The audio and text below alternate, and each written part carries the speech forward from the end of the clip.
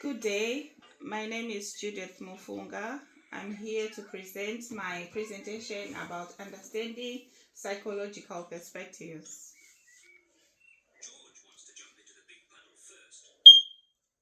Um, what are psychological perspectives? Psychological perspectives are different ways of viewing and studying human behavior and mental processes. Each perspective offers a unique lens through which psychologists thoughts, understand thoughts, feelings, and actions. This, this presentation focuses on number one, behaviorism, how environment shapes behavior. So this certainly means, in a way, how our surroundings contributes in our behavior. Number two, we have psychodynamic, how unconscious processes influences us.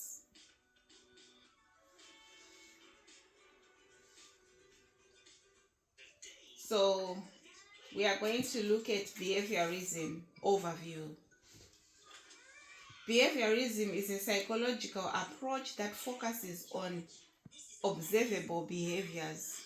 So this is a kind of behavior that we can see by our eyes.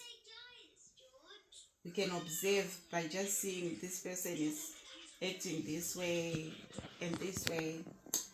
It assumes all behaviors are learned through interaction with the environment. This perspective avoids internal mental processes and emphasizes stimulation response connection.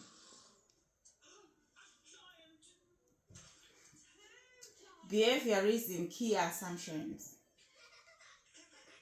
All behaviors is learned.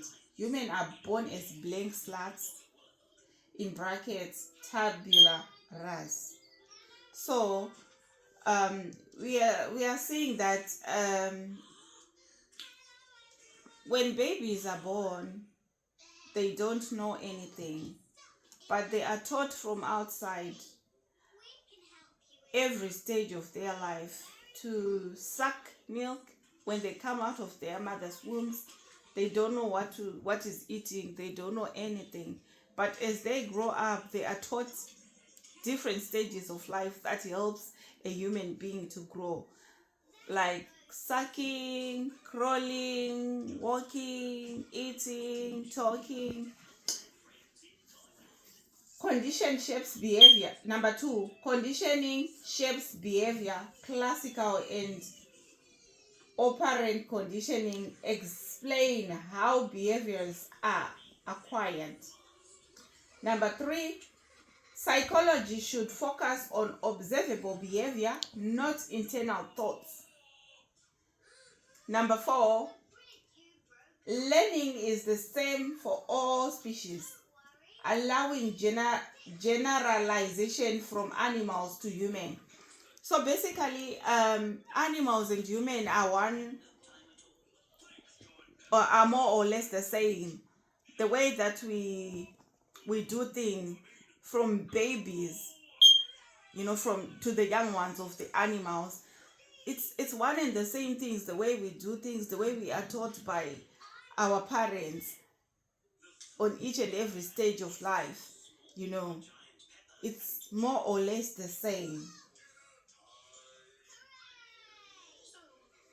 So behaviorism, strength and limitations. So on strengths here, we emphasize observable behavior making it scientifically measurable. On limitations, ignores cognitive and emotional factors. On strengths, effective in developing therapies like CBT and behavior modification may, on limitations, they may oversimplify human behaviors by focusing only on environment. So that's how about strengths and limitations on the behaviorism. So behaviorism key theorists. So we are going to see we are going to see on Sigmund Freud. Number one, he developed theory of personality, ID, ego, superego. Number two, he introduces stages of psychosexual development, in brackets, oral, anal, philic, etc. We can name them. Number three, he also developed therapeutic techniques of psychoanalysis, in brackets, free association, dreams, and analysis.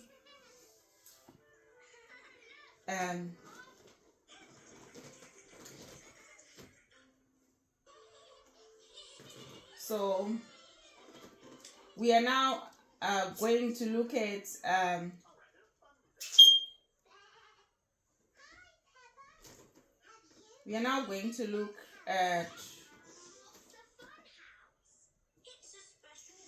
it's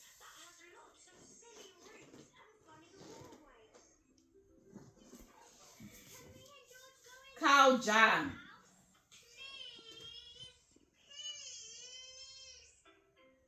No, let's look at Carl Jung. Carl Jung, he introduced collective, unconscious, and archetypes, in brackets, universal symbols. Number two, he also expanded on Freud's ideas in conclude spirituality and personal growth.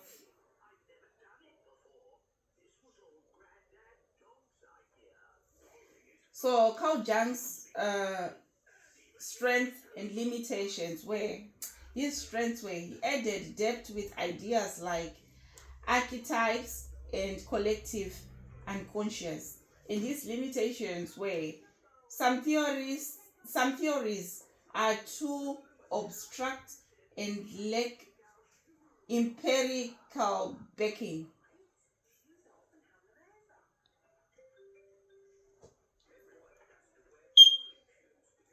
So we are going to look at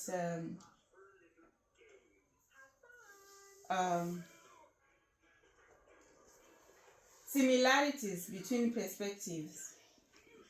Number one, both try to explain human behavior and offer therapeutic techniques. Number two, both have contributed valuable strengths and shaped psychological thoughts. Number three, both rely on past experiences, thoughts interpreted differently. So we are going to look at the differences between perspective. We have got the column of behaviorism and the column of psychodynamic. Number one, behaviorism focuses on external behavior, whereas psychodynamic, number one factor of the psychodynamic is psychodynamic focuses on internal mental state. On behaviorism, number two, behaviorism is based on scientific methods, whereas psychodynamic is more subjective. And number 3, behaviorism use large experiments, whereas psychodynamic theorists uses case studies. Number 4, behaviorism uses behavior modification, whereas psychodynamic uses talk therapy. Moving on to applications of behaviorism. Applications of behaviorism. Behaviorism has been applied in many fields. Number 1, in education, use of positive reinforcement to encourage learning and classroom behavior. Number 2, therapy. Systematic desensitization to treat phobias. Number 3, business employee training uses reinforcement systems. So on education, they basically it's at a school environment where the teachers, the head of the schools, they implement laws to the students to follow, or to follow in school, in classrooms, in schoolyards. That helps the school system to function well, whereby if it did not have any rules and laws in the schools, how students can behave. So by so doing, it helps to shape the behavior of the students in schools. And therapies, it also helps. It's like talk therapies. It helps someone, to share and to pour out what's going on in their lives at that particular moment. So it helps them, in a way to recover or to come back to their normal state. Business employee training uses reinforcement system. At work, they are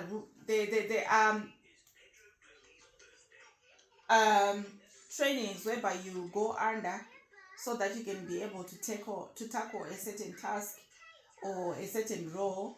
And there are also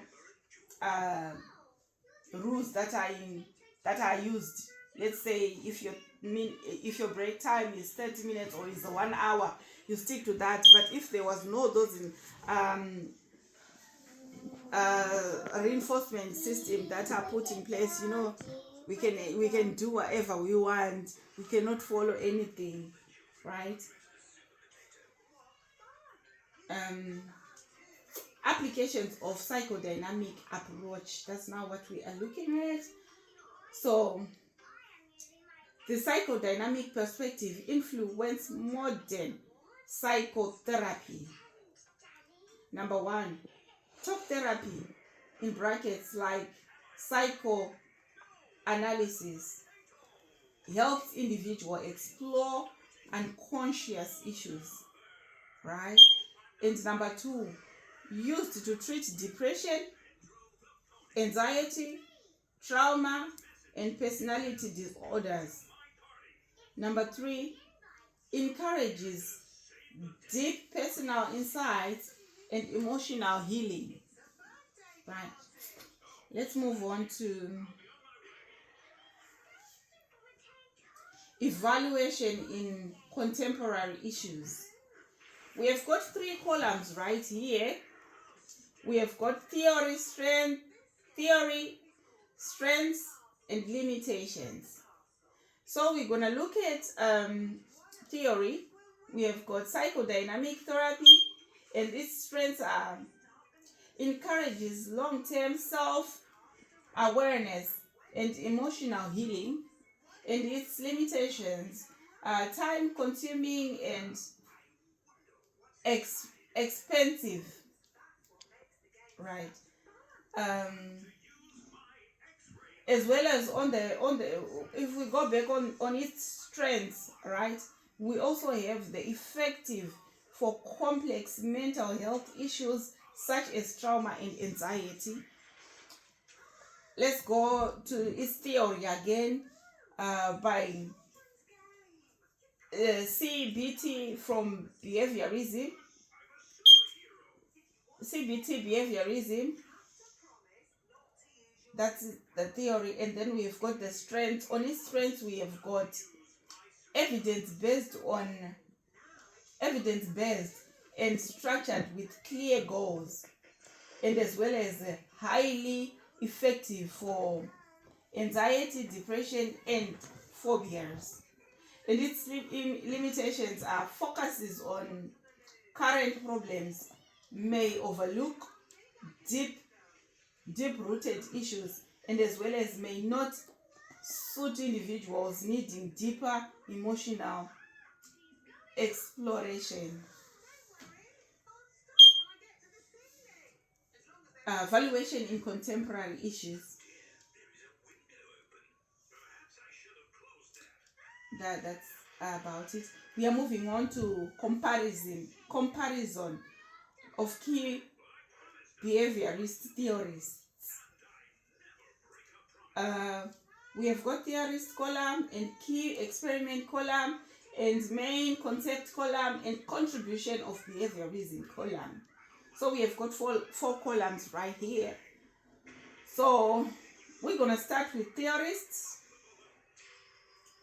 going to key experiments and main concepts, and so going forward till we finish all of them.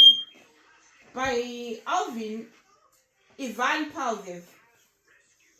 Pavlov's dog's classical conditioning, that was his key experiments. And main conception was a learning thoughts association between stimulus and the response.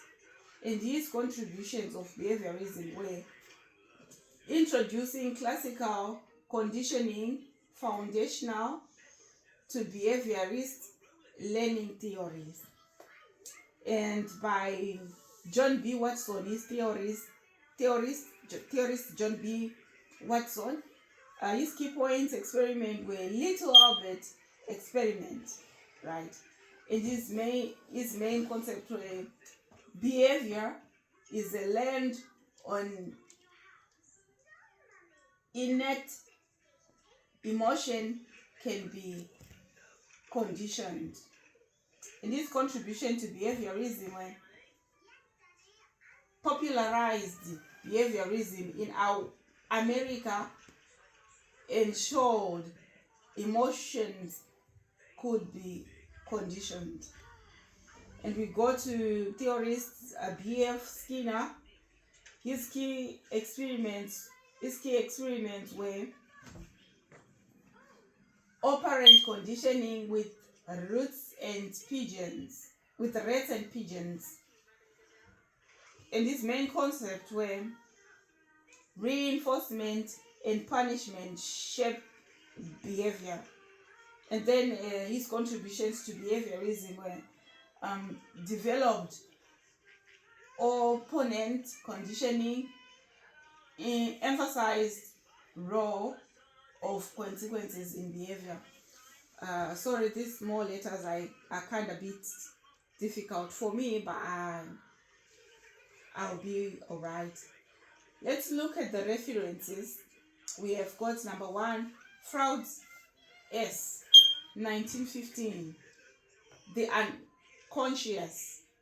And number 2, we have got Skinner B.F., 1935, The Behavior of Organisms. And we have got number 3, Watson G.B., 1913, Psychology as the Behaviorists View It. Number 4, we have got John C.G., 1964, Men and His Symbols. So basically, this was my presentation